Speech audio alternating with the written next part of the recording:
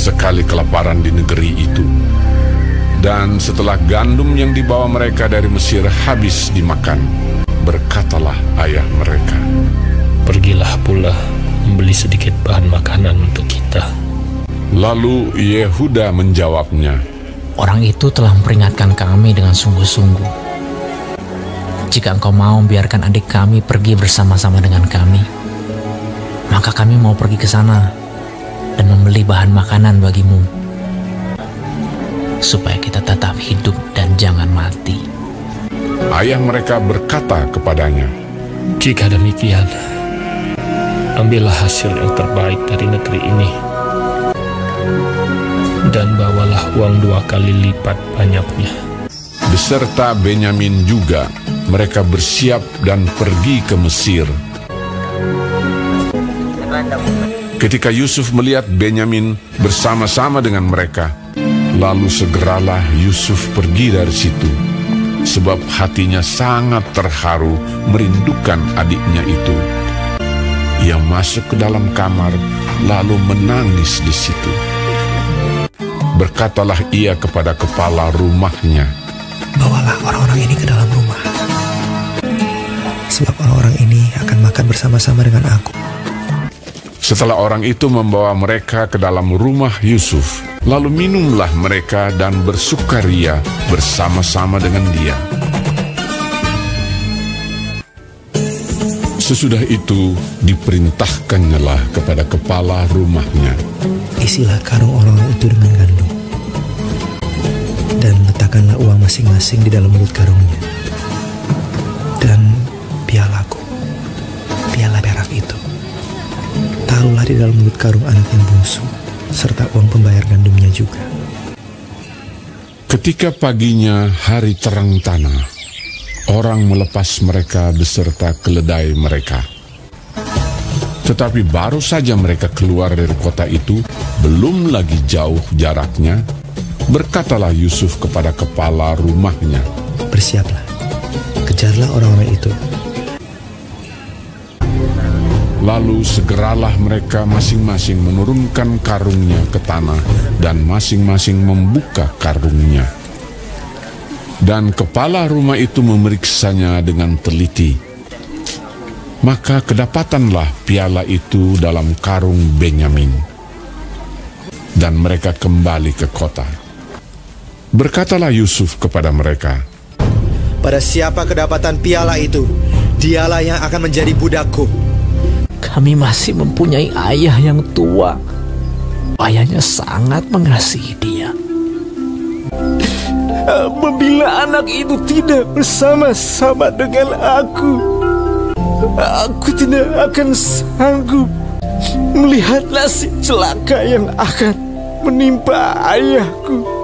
ketika itu Yusuf tidak dapat menahan hatinya lagi di depan semua orang. Dan Yusuf berkata kepada saudara-saudaranya, "Akulah Yusuf, saudaramu yang kamu jual ke Mesir." Menangislah ia keras-keras. Maka mendekatlah mereka. Yusuf mencium semua saudaranya itu, dan ia menangis sambil memeluk mereka. "Sebab untuk memelihara kehidupanlah Allah menyuruh aku mendahului kamu."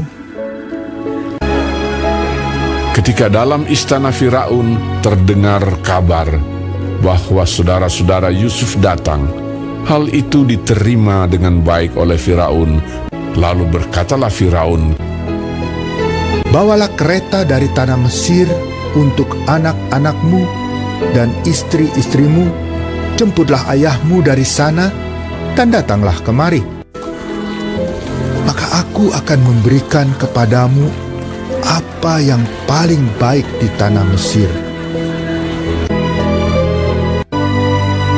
Yusuf memberikan kereta kepada mereka, juga diberikan kepada mereka bekal di jalan. Demikianlah mereka pergi dari tanah Mesir dan sampai di tanah Kanaan kepada Yakub ayah mereka. Mereka menceritakan kepadanya, Yusuf masih hidup. Bahkan dialah yang menjadi kuasa atas seluruh tanah Mesir. Ketika mereka menyampaikan kepadanya segala perkataan yang diucapkan Yusuf, dan ketika dilihatnya kereta yang dikirim oleh Yusuf untuk menjemputnya, maka bangkitlah kembali semangat Yakub, ayah mereka itu. Anakku Yusuf masih hidup. Aku mau pergi lihatnya sebelum aku mati.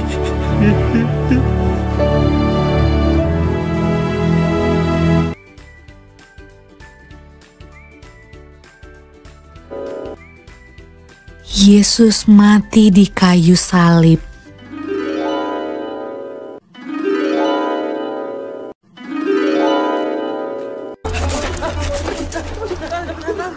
Sesudah mereka menangkap Yesus, kemudian Yesus dibawa menghadap imam besar. Lalu semua imam kepala, tua-tua dan ahli Taurat berkumpul di situ. Imam-imam kepala, malah seluruh mahkamah agama mencari kesaksian terhadap Yesus supaya ia dapat dihukum mati. Tetapi mereka tidak memperolehnya. Banyak juga orang yang mengucapkan kesaksian palsu terhadap dia, tetapi kesaksian-kesaksian itu tidak sesuai yang satu dengan yang lain.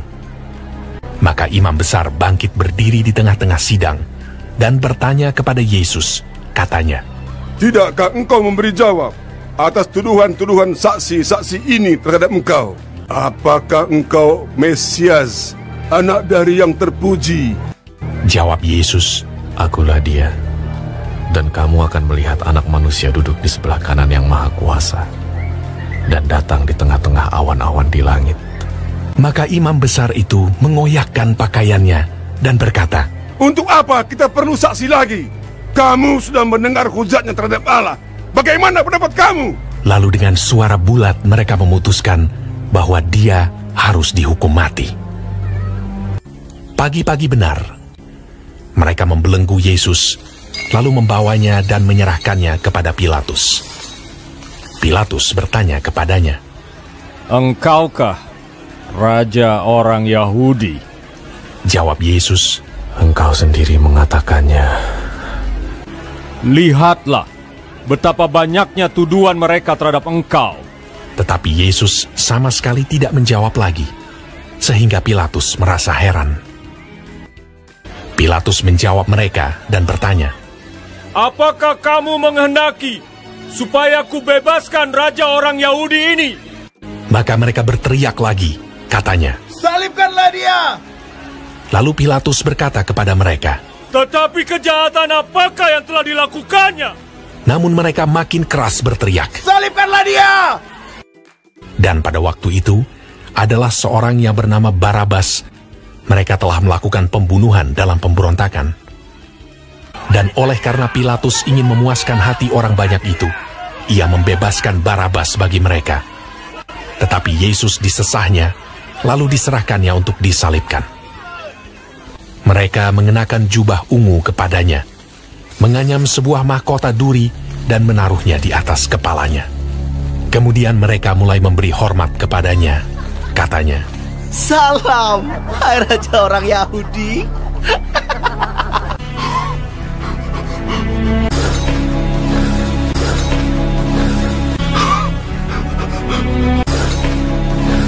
Pada waktu itu, lewat seorang yang bernama Simon orang Kirene yang baru datang dari luar kota. Dan orang itu mereka paksa untuk memikul salib Yesus.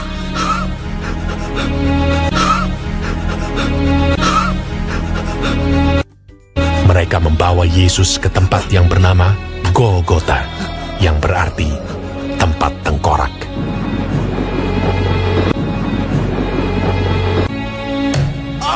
Kemudian mereka menyalibkan dia.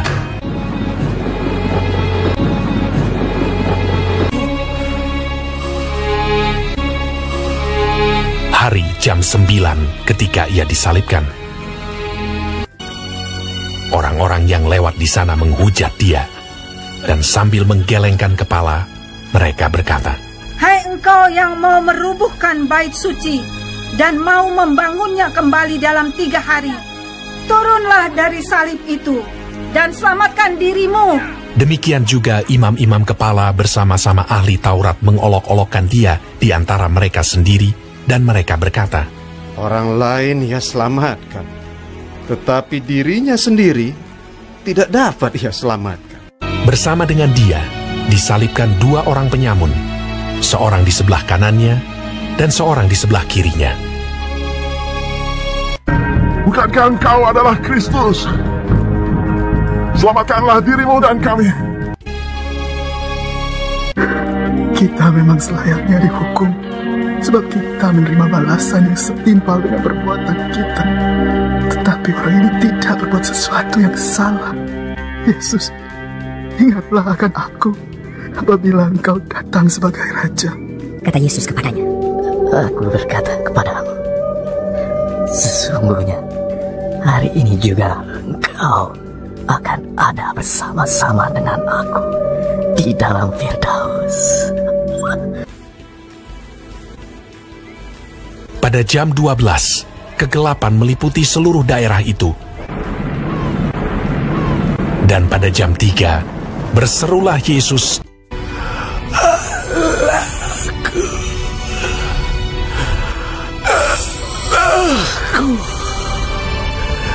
Mengapa kau meninggalkan aku? Lalu berserulah Yesus dengan suara nyaring dan menyerahkan nyawanya.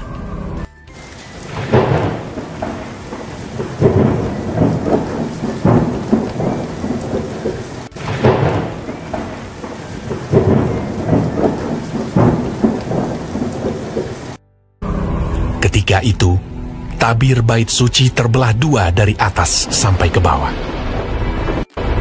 Waktu kepala pasukan yang berdiri berhadapan dengan dia melihat matinya demikian, berkatalah ia, sungguh, orang ini adalah anak Allah.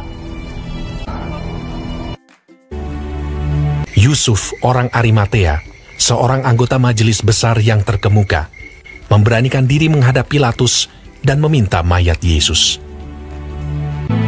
Lalu ia membaringkan dia di dalam kubur yang digali di dalam bukit batu. Kemudian digulingkannya sebuah batu ke pintu kubur itu.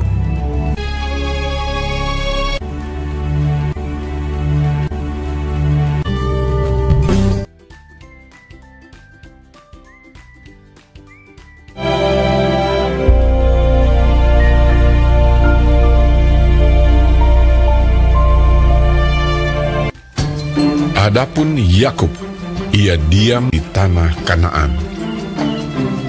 Keturunan Yakub, Yusuf tatkala berumur 17 tahun, jadi masih muda, biasa menggembalakan kambing domba bersama-sama dengan saudara-saudaranya, bahwa ayahnya lebih mengasihi Yusuf dari semua saudaranya, sebab Yusuf itulah anaknya yang lahir pada masa tuanya. Dan ia menyuruh membuat jubah yang maha indah bagi dia. Maka iri hatilah saudara-saudaranya kepadanya, dan tidak mau menyapanya dengan ramah. Pada suatu kali bermimpilah Yusuf. Diceritakannya kepada saudara-saudaranya. Dengarkan mimpi yang kumimpikan ini. Tampak kita sedang di ladang mengikat berkas-berkas gandum. Lalu bangkitlah berkasku dan tegak berdiri. Kemudian datanglah berkas-berkas kamu sekalian, mengelilingi dan sujud menyembah kepada berkasku itu. Aku bermimpi pula. Tampak matahari, bulan, dan 11 bintang sujud menyembah kepadaku. Setelah hal ini diceritakannya kepada ayah dan saudara-saudaranya, maka ia ditegur oleh ayahnya. Mimpi apa mimpimu itu?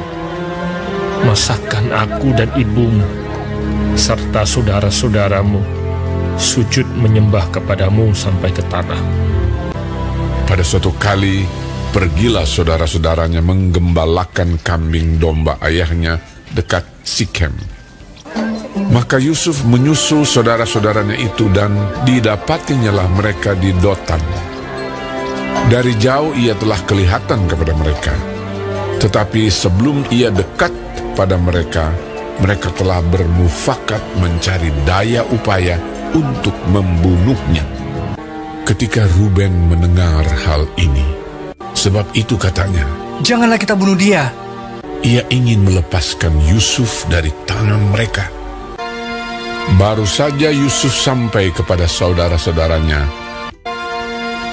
mereka pun menanggalkan jubah Yusuf, jubah maha indah yang dipakainya itu.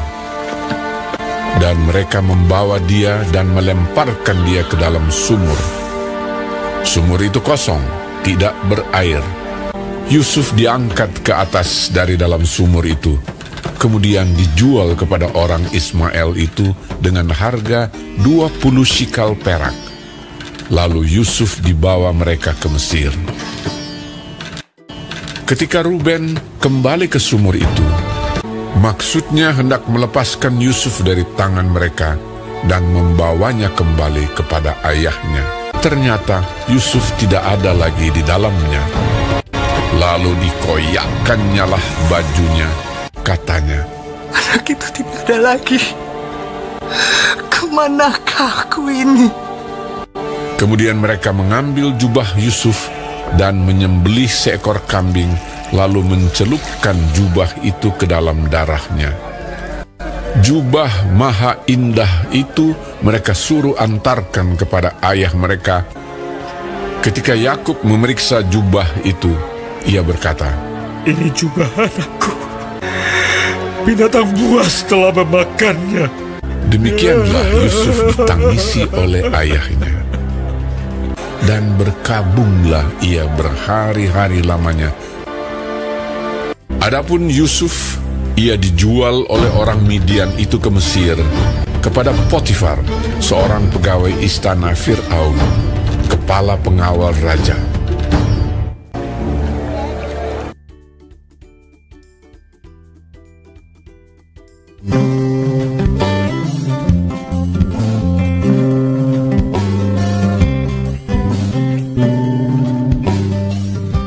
Keesokan harinya, yaitu sesudah hari persiapan,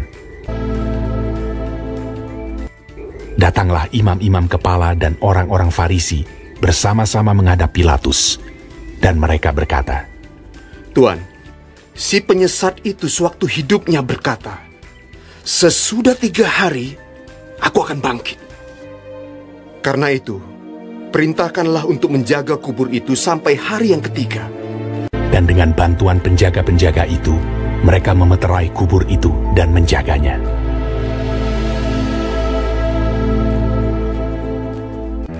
Setelah hari Sabat lewat, menjelang menyingsingnya fajar pada hari pertama minggu itu, pergilah Maria Magdalena dan Maria yang lain menengok kubur itu.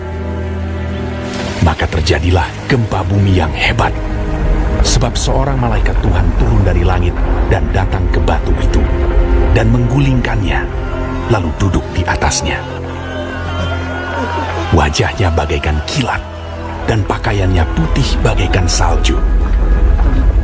Dan penjaga-penjaga itu gentar ketakutan, dan menjadi seperti orang-orang mati.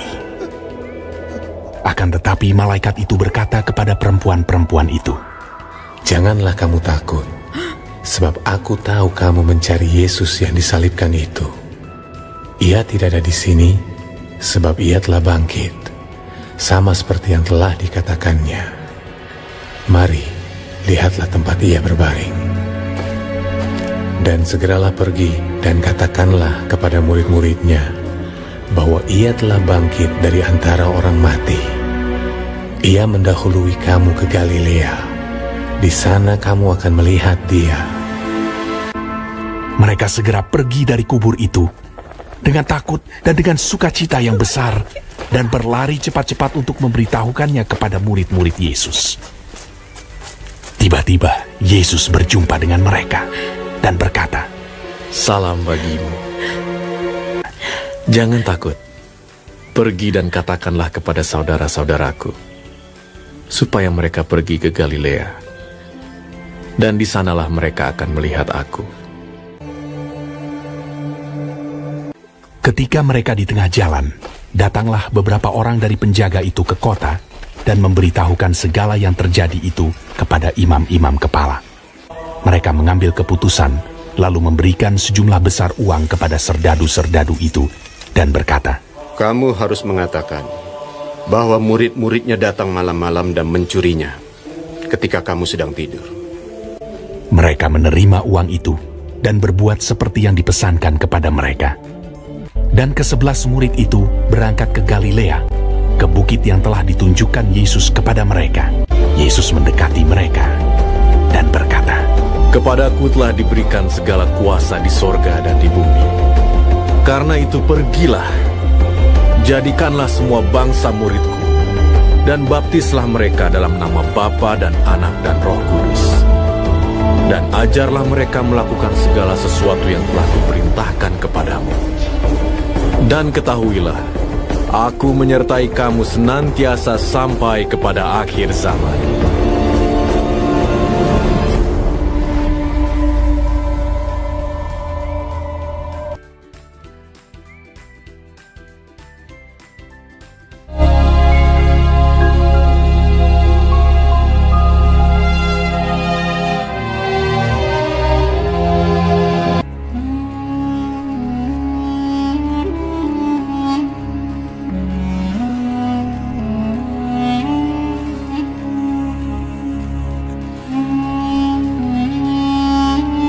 Waktu Yesus sedang lewat, ia melihat seorang yang buta sejak lahirnya. Murid-muridnya bertanya kepadanya, "Rabi, siapakah yang berbuat dosa? Orang ini sendiri atau orang tuanya, sehingga ia dilahirkan buta?" Jawab Yesus, "Bukan dia, dan bukan juga orang tuanya. Tetapi karena pekerjaan-pekerjaan Allah harus dinyatakan di dalam Dia. Kita harus mengerjakan pekerjaan Dia yang mengutus aku selama masih siang. Akan datang malam, di mana tidak ada seorang pun yang dapat bekerja. Selama aku di dalam dunia, akulah terang dunia." Setelah ia mengatakan semuanya itu, ia meludah ke tanah dan mengaduk ludahnya itu dengan tanah, lalu mengoleskannya pada mata orang buta tadi, dan berkata kepadanya, "Pergilah, basuhlah dirimu dalam kolam Siloam." Siloam artinya yang diutus. Maka pergilah orang itu, ia membasuh dirinya. "Aku dapat melihat."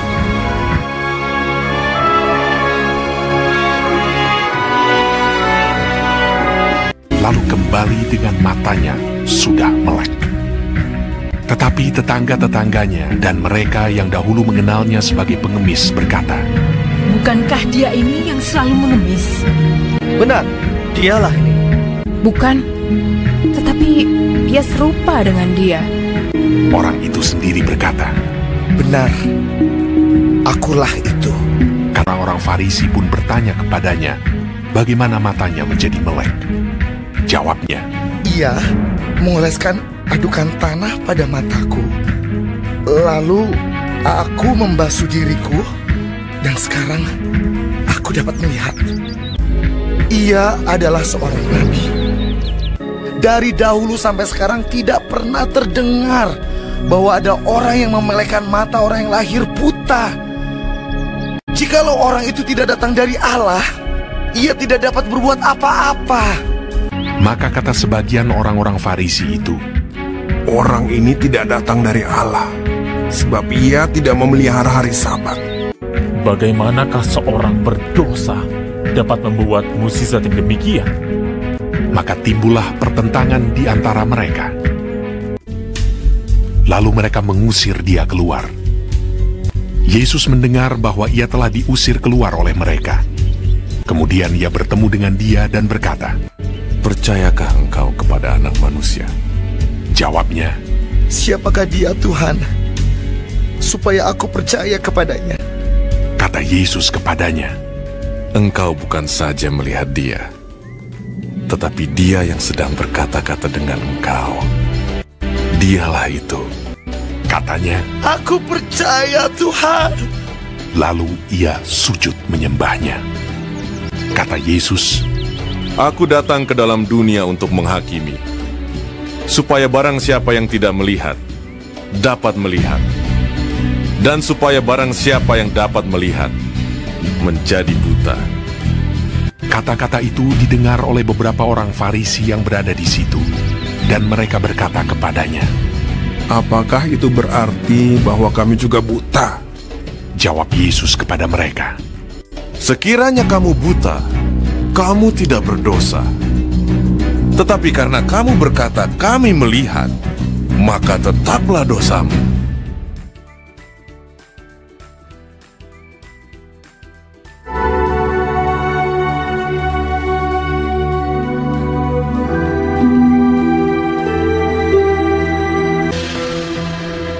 Niniwe adalah sebuah kota yang mengagumkan besarnya. Ketika Allah melihat bagaimana mereka berbalik dari tingkah lakunya yang jahat, maka menyesallah Allah karena malapetaka yang telah dirancangkannya terhadap mereka. Dan ia pun tidak jadi melakukannya. Tetapi hal itu sangat mengesalkan hati Yunus. Lalu marahlah ia. Dan berdoalah ia kepada Tuhan. Katanya, "Ya Tuhan, bukankah telah kukatakan itu ketika aku masih di negeriku? Itulah sebabnya maka aku dahulu melarikan diri ke Tarsis.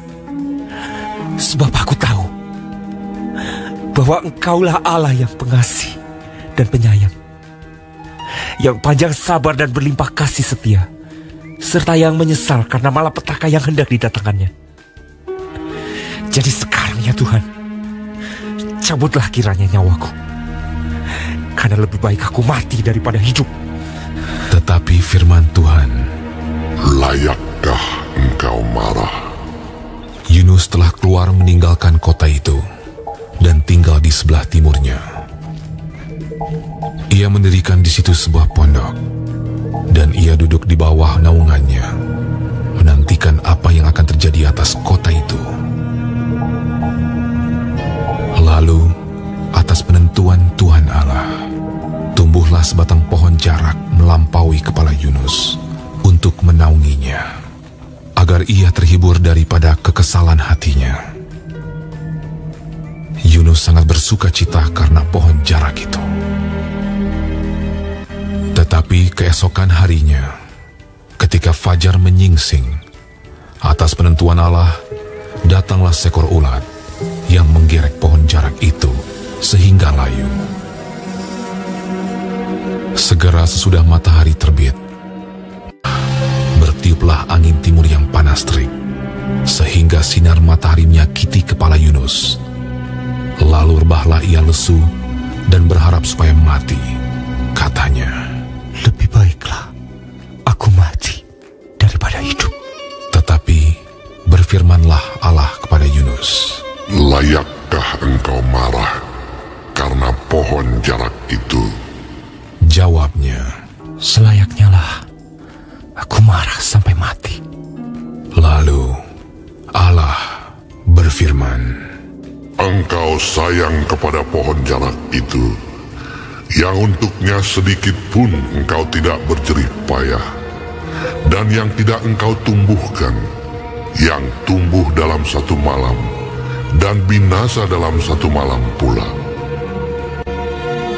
Bagaimana tidak aku akan sayang kepada Niniwe, kota yang besar itu, yang berpenduduk lebih dari 120.000 orang, yang semuanya tak tahu membedakan tangan kanan dari tangan kiri, dengan ternaknya yang banyak."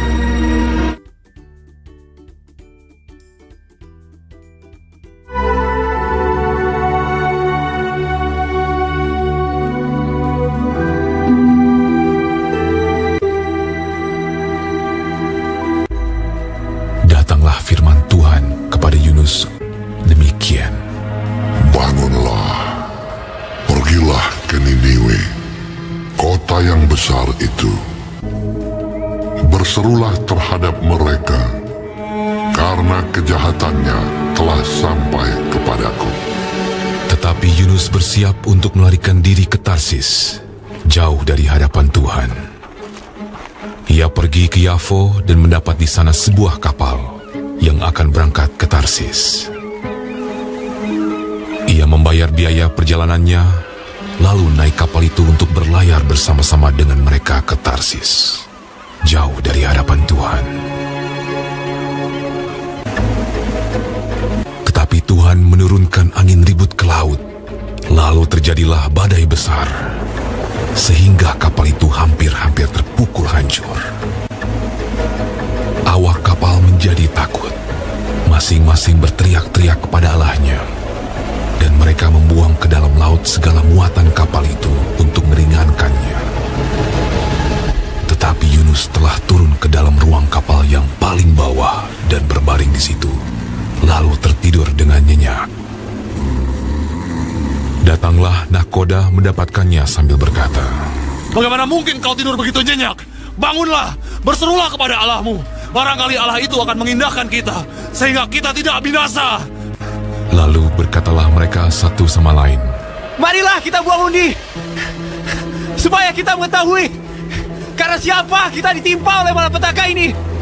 Mereka membuang undi, dan Yunuslah yang kena undi. Berkatalah mereka kepadanya, "Beritahukan kepada kami, karena siapa kita ditimpa oleh malapetaka ini? Dan dari mana engkau datang? Dan dari bangsa manakah engkau?" Sahutnya kepada mereka, "Aku seorang Ibrani. Aku takut akan Tuhan, Allah yang mempunyai langit, yang telah menjadikan lautan dan daratan. Apa yang telah kau berbuat? Akan kami apakan engkau, supaya laut menjadi reda dan tidak menyerang kami lagi? Sebab laut semakin bergelora. Angkatlah aku, capakanlah aku ke dalam laut. Maka laut akan menjadi reda dan tidak menyerang kamu lagi. Sebab aku tahu bahwa karena akulah badai besar ini menyerang kamu." Lalu berdayunglah orang-orang itu dengan sekuat tenaga untuk membawa kapal itu kembali ke darat. Tetapi mereka tidak sanggup, sebab laut semakin bergelora menyerang mereka. Lalu berserulah mereka kepada Tuhan, katanya, "Ya Tuhan, janganlah kiranya Kau biarkan kami binasa karena nyawa orang ini." Kemudian mereka mengangkat Yunus, lalu mencampakkannya ke dalam laut. Dan laut berhenti mengamuk. Orang-orang itu menjadi sangat takut kepada Tuhan, lalu mempersembahkan korban sembelihan bagi Tuhan, serta mengikrarkan nazar. Maka, atas penentuan Tuhan, datanglah seekor ikan besar yang menelan Yunus. Dan Yunus tinggal di dalam perut ikan itu 3 hari 3 malam lamanya.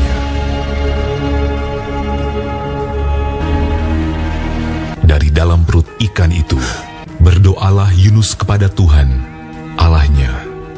"Dalam kesusahanku, aku berseru kepada Tuhan, dan Ia menjawab aku. Dari tengah-tengah dunia orang mati, aku berteriak, dan Kau dengarkan suaraku. Telah Kau lemparkan aku ke tempat yang dalam, ke pusat lautan. Mungkinkah aku memandang lagi bait-Mu yang kudus? Aku tenggelam ke dasar bumi. Teringatlah aku kepada Tuhan, dan sampailah doaku kepadamu. Keselamatan adalah dari Tuhan." Lalu berfirmanlah Tuhan kepada ikan itu, dan ikan itu pun memuntahkan Yunus ke darat. Datanglah firman Tuhan kepada Yunus untuk kedua kalinya.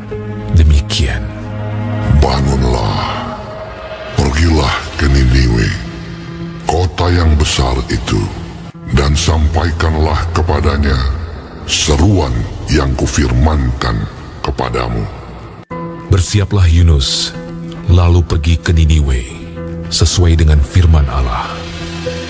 Niniwe adalah sebuah kota yang mengagumkan besarnya, 3 hari perjalanan luasnya. Mulailah Yunus masuk ke dalam kota itu sehari perjalanan jauhnya, lalu berseru, 40 hari lagi, maka Niniwe akan ditunggang balikan. Orang Niniwe percaya kepada Allah.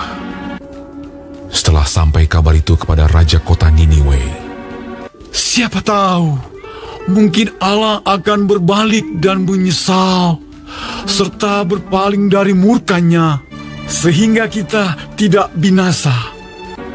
Turunlah ia dari singgasananya, ditanggalkannya jubahnya, diselubungkannya kain kabung, duduklah ia di abu.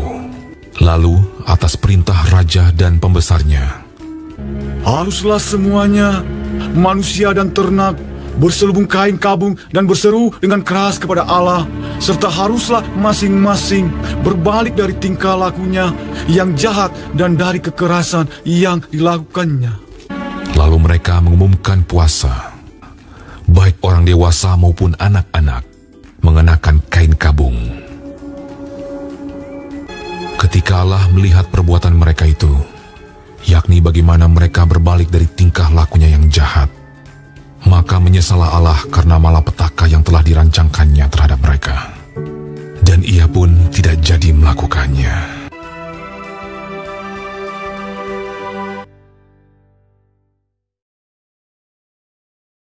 Yesus membangkitkan Lazarus. Yohanes 11 ayat 1 sampai 44.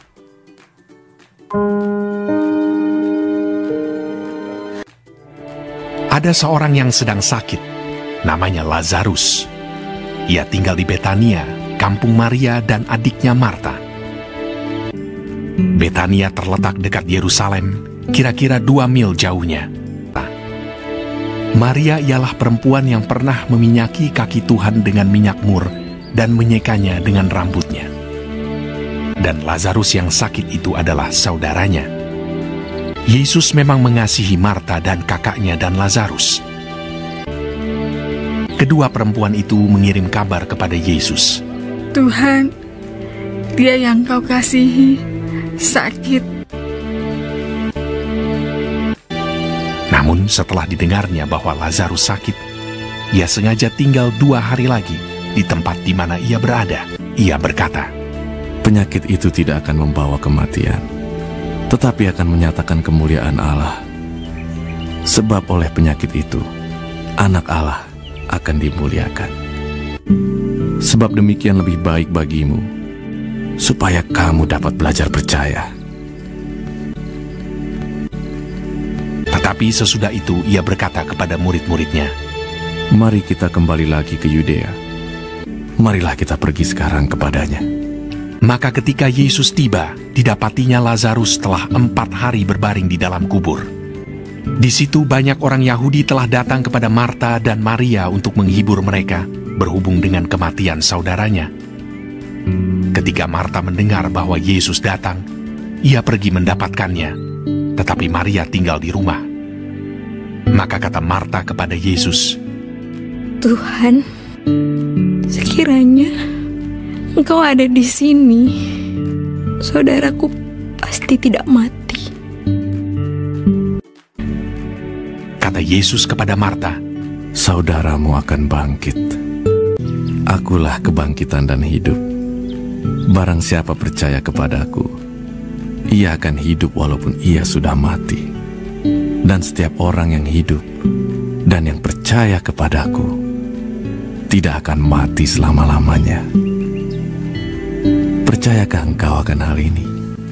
Jawab Marta, ya Tuhan, aku percaya bahwa Engkaulah Mesias, Anak Allah, Dia yang akan datang ke dalam dunia. Dan sesudah berkata demikian, ia pergi memanggil saudaranya Maria dan berbisik kepadanya, Guru ada di sana, dan ia memanggil engkau. Mendengar itu, Maria segera bangkit, lalu pergi mendapatkan Yesus.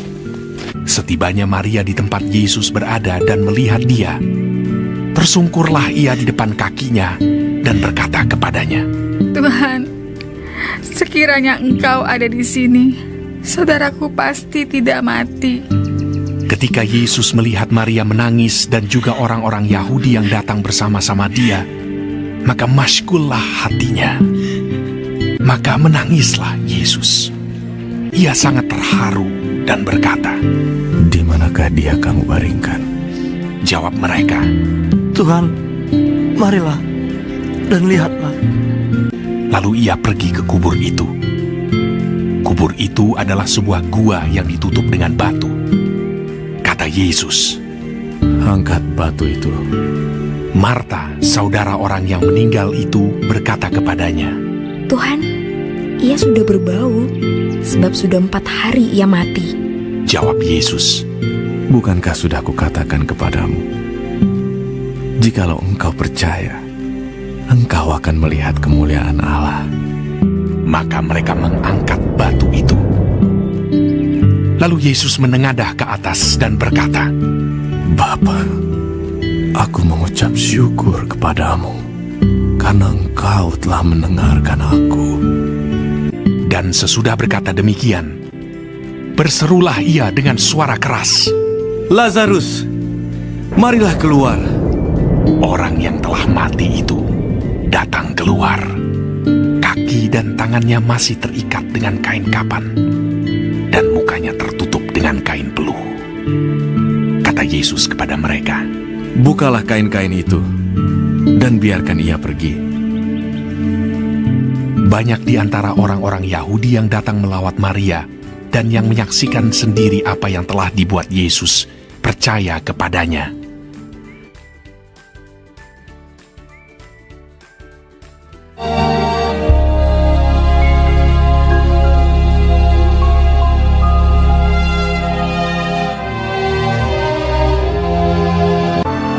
Selanjutnya, Tuhan Allah membuat taman di Eden. Di sebelah timur, disitulah ditempatkannya manusia yang dibentuknya itu. Lalu Tuhan Allah menumbuhkan berbagai-bagai pohon dari bumi, yang menarik dan yang baik untuk dimakan buahnya. Dan pohon kehidupan di tengah-tengah taman itu, serta pohon pengetahuan tentang yang baik dan yang jahat. Ada suatu sungai mengalir dari Eden untuk membasahi taman itu. Dan dari situ, sungai itu terbagi menjadi 4 cabang. Yang pertama, namanya Pison. Nama sungai yang kedua ialah Gihon. Nama sungai yang ketiga ialah Tigris, dan sungai yang keempat ialah Efrat. Tuhan Allah mengambil manusia itu dan menempatkannya dalam Taman Eden untuk mengusahakan dan memelihara taman itu. Manusia itu memberi nama kepada segala ternak, kepada burung-burung di udara, dan kepada segala binatang hutan. Dan seperti nama yang diberikan manusia itu kepada tiap-tiap makhluk yang hidup, demikianlah nanti nama makhluk itu. Tuhan Allah berfirman, "Tidak baik kalau manusia itu seorang diri saja. Aku akan menjadikan penolong baginya yang sepadan dengan dia." Lalu Tuhan Allah membuat manusia itu tidur nyenyak. Ketika ia tidur, Tuhan Allah mengambil salah satu rusuk daripadanya, lalu menutup tempat itu dengan daging. Dan dari rusuk yang diambil Tuhan Allah dari manusia itu, dibangunnyalah seorang perempuan. Lalu dibawanya kepada manusia itu. Lalu berkatalah manusia itu, "Inilah dia, tulang dari tulangku, dan daging dari dagingku. Ia akan dinamai perempuan, sebab ia diambil dari laki-laki." Sebab itu, seorang laki-laki akan meninggalkan ayahnya dan ibunya, dan bersatu dengan istrinya, sehingga keduanya menjadi satu daging. Laki-laki dan perempuan diciptakannya mereka. Allah memberkati mereka. Lalu Allah berfirman kepada mereka, "Beranak cuculah dan bertambah banyak. penuhilah bumi dan taklukkanlah itu. Berkuasalah atas ikan-ikan di laut dan burung-burung di udara, dan atas segala binatang yang merayap di bumi.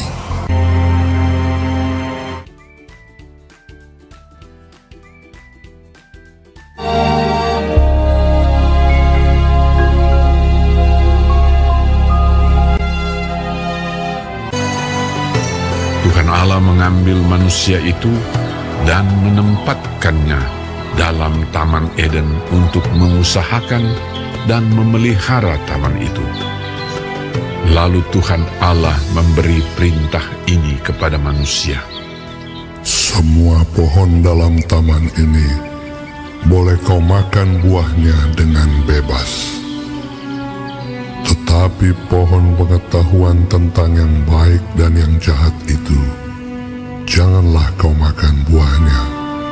Sebab pada hari engkau memakannya, pastilah engkau mati.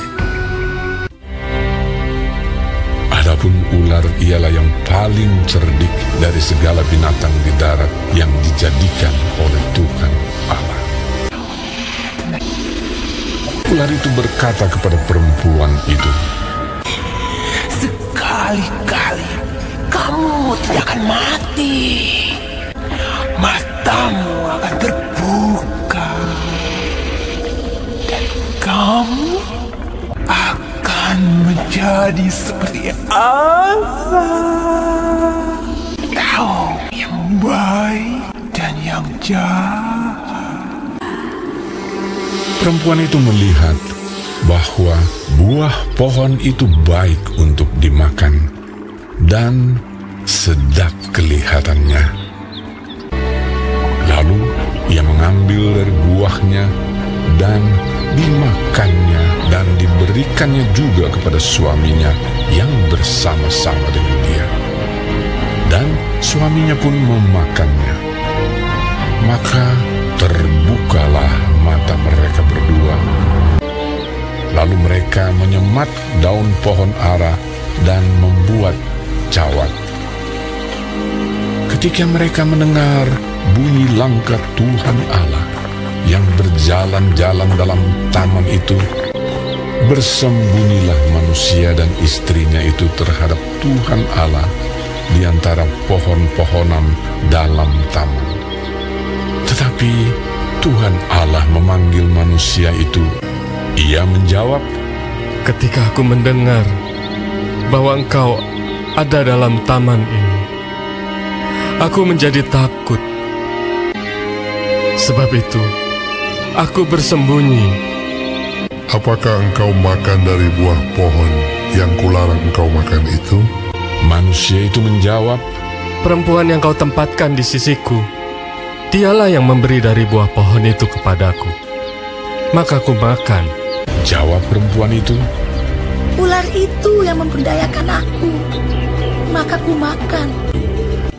Dan Tuhan Allah membuat pakaian dari kulit binatang untuk manusia dan untuk istrinya itu, lalu mengenakannya kepada mereka. Berfirmanlah Tuhan Allah kepada ular itu, "Terkutuklah engkau di antara segala binatang hutan. Dengan perutmu lah engkau akan menjalar, dan debu tanahlah akan kau makan seumur hidupmu." Firman-Nya kepada perempuan itu, "Susah payahmu waktu mengandung akan kubuat sangat banyak. Dengan kesakitan engkau akan melahirkan anakmu." Firman-Nya kepada manusia itu, "Dengan bersusah payah engkau akan mencari rezekimu dari tanah seumur hidupmu." Ia menghalau manusia itu. Lalu Tuhan Allah mengusir dia dari Taman Eden, supaya ia mengusahakan tanah dari mana ia diambil.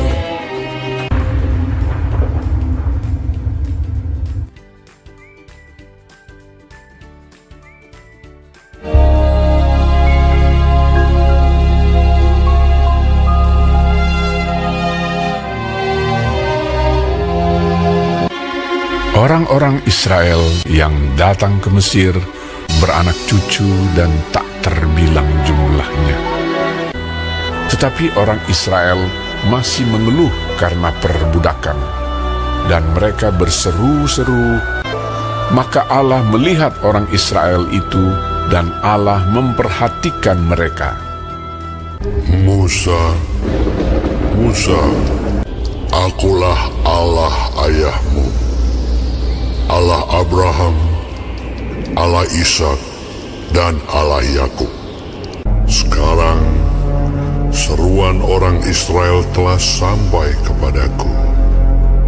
Juga telah kulihat betapa kerasnya orang Mesir menindas mereka. Jadi sekarang pergilah. Aku mengutus engkau kepada Firaun untuk membawa umatku, orang Israel, keluar dari Mesir.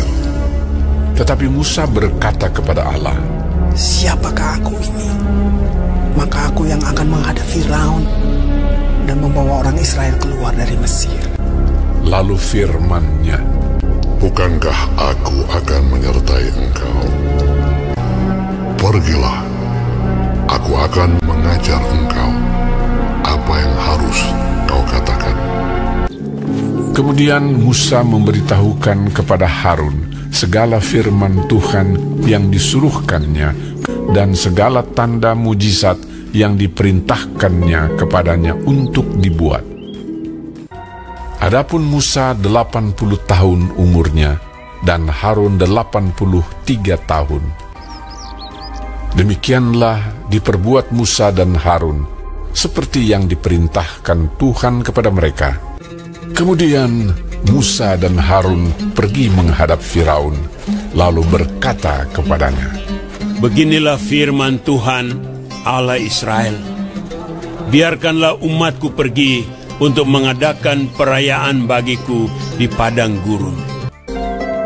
Tetapi hati Firaun berkeras, sehingga tidak mau mendengarkan mereka keduanya. Siapakah Tuhan itu? Tidak kenal aku Tuhan itu, dan tidak juga aku akan membiarkan orang Israel pergi. Berfirmanlah Tuhan kepada Musa, Firaun berkeras hati. Ia menolak membiarkan bangsa itu pergi. Sekarang engkau akan melihat apa yang akan kulakukan kepada Firaun. Pergilah kepada Firaun pada waktu pagi. Pada waktu biasanya ia keluar ke sungai. Nantikanlah dia di tepi sungai Nil dengan memegang di tanganmu tongkat. Diangkatnya tongkat itu dan dipukulkannya kepada air yang di sungai Nil. Maka seluruh air yang di sungai Nil berubah menjadi darah. Matilah ikan di sungai Nil, sehingga sungai Nil itu berbau busuk, dan orang Mesir tidak dapat meminum air dari sungai Nil, dan di seluruh tanah Mesir ada darah. Beginilah firman Tuhan, biarkanlah umatku pergi. Jika engkau menolak membiarkannya pergi, maka aku akan menulahi seluruh daerahmu dengan katak. Katak-katak itu akan naik memanjati engkau, memanjati rakyatmu dan segala pegawaimu. Berdoalah kepada Tuhan, supaya dijauhkannya katak-katak itu daripada aku dan daripada rakyatku. Maka aku akan membiarkan bangsa itu pergi. Tetapi ketika Firaun melihat bahwa telah terasa kelegaan, ia tetap berkeras hati dan tidak mau mendengarkan mereka keduanya. Harun mengulurkan tangannya dengan tongkatnya dan memukulkannya ke debu tanah. Segala debu tanah menjadi nyamuk di seluruh tanah Mesir. Demikianlah nyamuk-nyamuk itu hinggap pada manusia dan pada binatang. Lalu berkatalah para ahli itu kepada Firaun, "Inilah tangan Allah Tetapi hati Firaun berkeras, dan ia tidak mau mendengarkan mereka. Beginilah firman Tuhan. Jika engkau tidak membiarkan umatku itu pergi, maka aku akan melepaskan pikat terhadap engkau. Maka datanglah banyak-banyak pikat ke dalam istana Firaun dan ke seluruh tanah Mesir. Lalu kata Firaun, "Baik, aku akan membiarkan kamu pergi." Pikat itu dijauhkannya dari Firaun. Seekor pun tidak ada yang tinggal. Tetapi sekali ini pun Firaun tetap berkeras hati. Ia tidak membiarkan bangsa itu pergi. Beginilah firman Tuhan.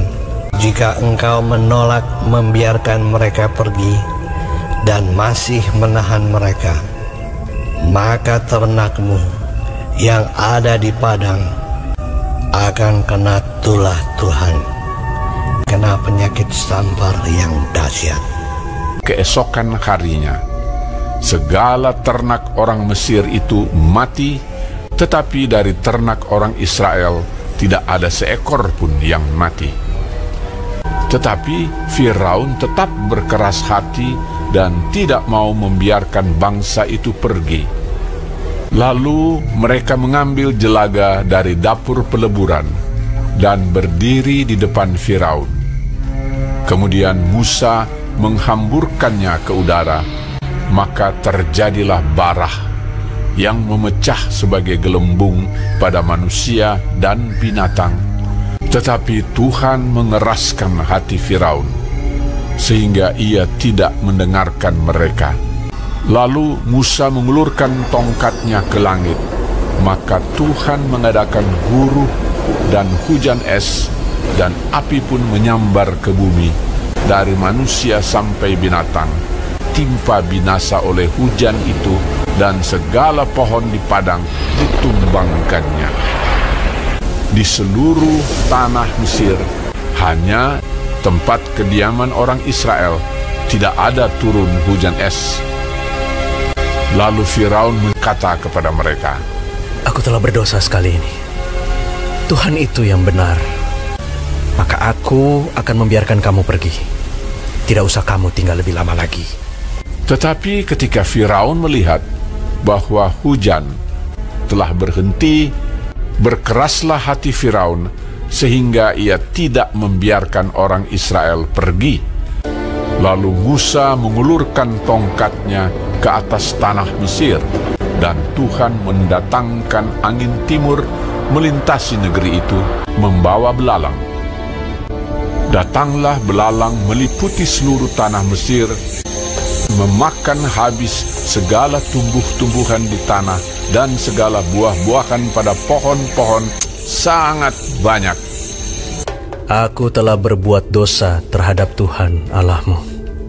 Ampunilah kiranya dosaku untuk sekali ini saja.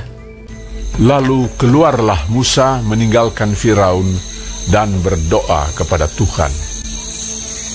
Maka Tuhan membuat angin bertiup dari jurusan sebaliknya, yakni angin barat yang sangat kencang, yang membawa belalang itu dan melemparkannya ke dalam laut Teberau. Tetapi Tuhan mengeraskan hati Firaun, sehingga tidak mau membiarkan orang Israel pergi. Lalu Musa mengulurkan tangannya ke langit, dan datanglah gelap gulita di seluruh tanah Mesir selama 3 hari. Tidak ada orang yang dapat melihat temannya, juga tidak ada orang yang dapat bangun dari tempatnya. Pada semua orang Israel ada terang di tempat kediamannya. Dia tidak mau membiarkan mereka pergi. Berkatalah Musa, "Beginilah firman Tuhan, pada waktu tengah malam, aku akan berjalan dari tengah-tengah Mesir.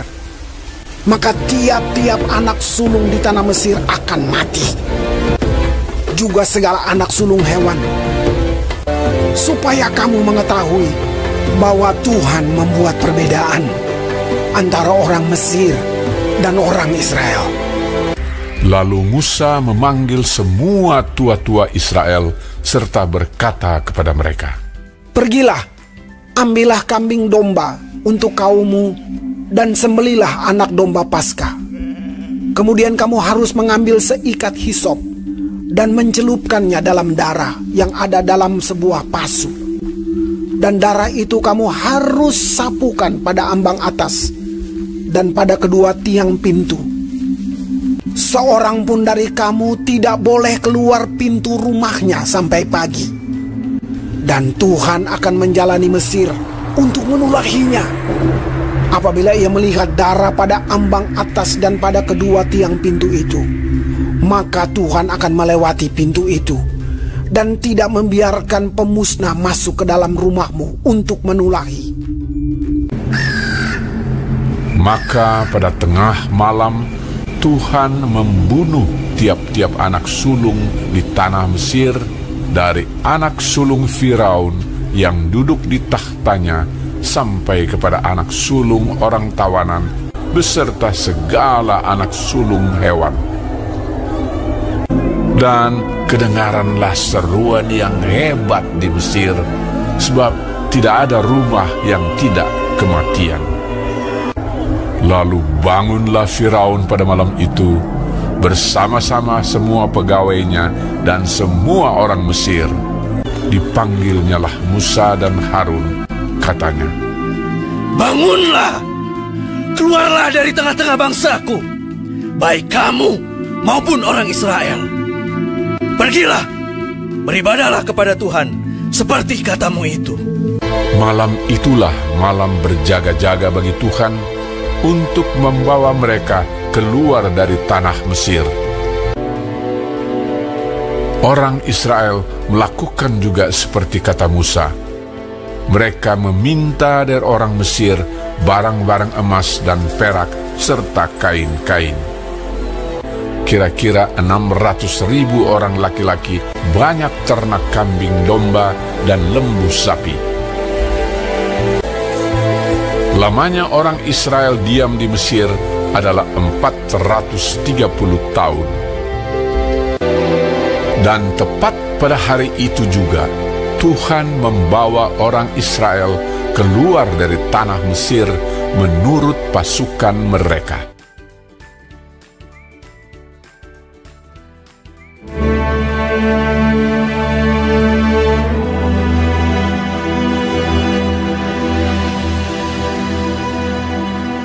Darius, orang Media, menerima pemerintahan ketika ia berumur 62 tahun. Lalu, berkenanlah Darius mengangkat 3 pejabat tinggi atas kerajaannya. Dan Daniel adalah salah satu dari ketiga orang itu.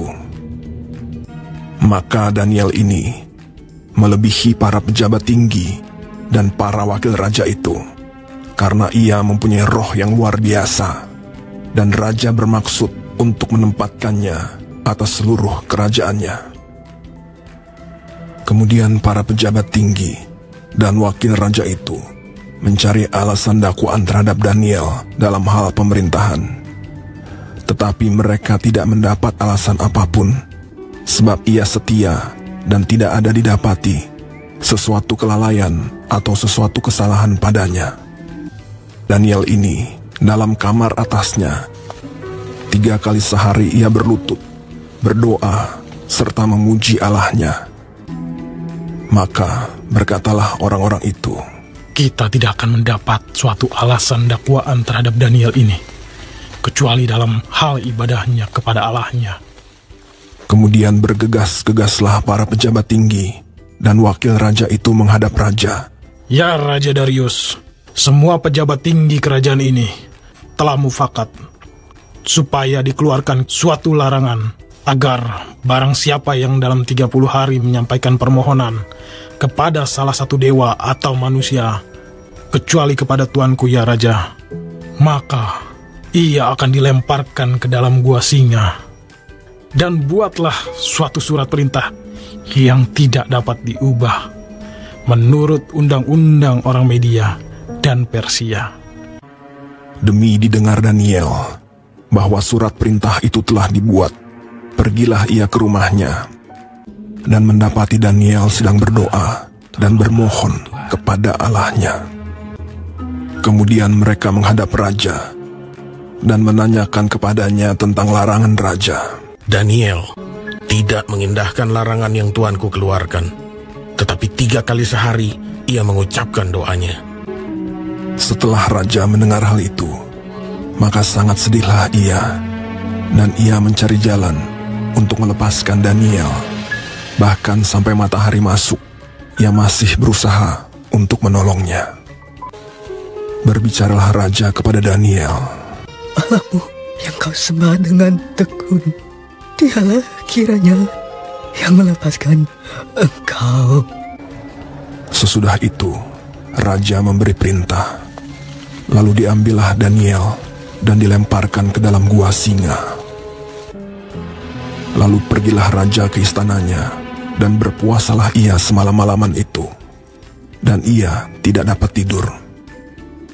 Pagi-pagi sekali, ketika fajar menyingsing, bangunlah raja dan pergi dengan buru-buru ke gua singa.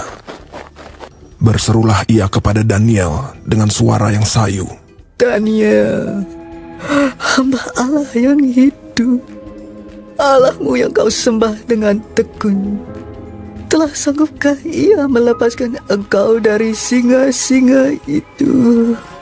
Lalu kata Daniel kepada raja, Ya Raja, kekallah hidupmu. Allahku telah mengutus malaikatnya untuk mengatupkan mulut singa-singa itu, sehingga mereka tidak mengapa-apakan aku. Karena ternyata aku tak bersalah di hadapannya, tetapi juga terhadap tuanku ya Raja, aku tidak melakukan kejahatan. Lalu sangat sukacitalah raja. Maka ditariklah Daniel dari dalam gua itu, dan tidak terdapat luka apa-apa padanya, karena ia percaya kepada Allahnya. Raja memberi perintah. Lalu diambillah orang-orang yang telah menuduh Daniel, dan mereka dilemparkan ke dalam gua singa. Kemudian Raja Darius mengirim surat kepada orang-orang dari segala bangsa. Bunyinya, Bertambah-tambahlah kiranya kesejahteraanmu. Bersama ini kuberikan perintah, di seluruh kerajaan yang kukuasai, orang harus takut dan gentar kepada Allahnya Daniel. Dia yang telah melepaskan Daniel dari cengkeraman singa-singa. Sebab dialah Allah yang hidup, yang kekal untuk selama-lamanya. Dan Daniel ini mempunyai kedudukan tinggi pada zaman pemerintahan Darius dan pada zaman pemerintahan Koresh, orang Persia.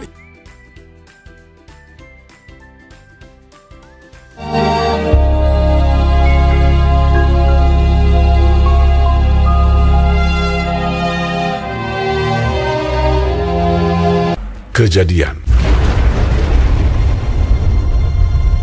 Pada mulanya, Allah menciptakan langit dan bumi. Bumi belum berbentuk dan kosong. Gelap gulita menutupi samudra raya. Berfirmanlah Allah, Jadilah terang. Lalu terang itu jadi. Lalu dipisahkannyalah terang itu dari gelap. Dan Allah menamai terang itu siang, dan gelap itu malam. Itulah hari pertama. Berfirmanlah Allah, Jadilah cakrawala. Dan ia memisahkan air yang ada di bawah cakrawala itu dari air yang ada di atasnya.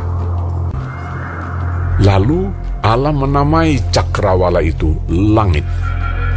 Itulah hari kedua.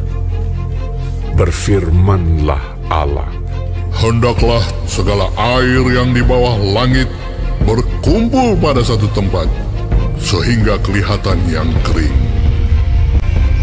Lalu Allah menamai yang kering itu darat, dan kumpulan air itu dinamainya laut.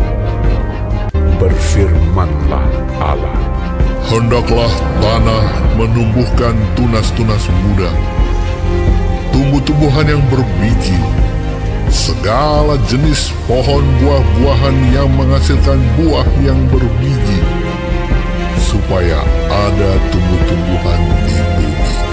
Itulah hari ketiga. Maka Allah menjadikan kedua benda penerang yang besar itu, yakni yang lebih besar untuk menguasai siang dan yang lebih kecil untuk menguasai malam, dan menjadikan juga bintang-bintang. Allah menaruh semuanya itu di cakrawala untuk menerangi bumi. Itulah hari keempat. Maka Allah menciptakan binatang-binatang laut yang besar dan segala jenis makhluk hidup yang bergerak, yang berkeriapan dalam air, dan segala jenis burung yang bersayap. Berkembang biaklah dan bertambah banyaklah, serta penuhilah air dalam laut, dan hendaklah burung-burung di bumi bertambah banyak. Itulah hari kelima. Berfirmanlah Allah, hendaklah bumi mengeluarkan segala jenis makhluk yang hidup, ternak dan binatang melata, dan segala jenis binatang liar. Berfirmanlah Allah, baiklah kita menjadikan manusia menurut gambar dan rupa kita. Tuhan Allah membentuk manusia itu dari debu tanah dan menghembuskan nafas hidup ke dalam hidungnya. Demikianlah manusia itu menjadi makhluk yang hidup. Maka Allah melihat segala yang dijadikannya itu sungguh amat baik. Itulah hari keenam. Demikianlah diselesaikan langit dan bumi dan segala isinya. Lalu Allah memberkati hari ketujuh itu dan menguduskannya, karena pada hari itulah ia berhenti dari segala pekerjaan penciptaan yang telah dibuatnya itu. Demikianlah riwayat langit dan bumi pada waktu diciptakan.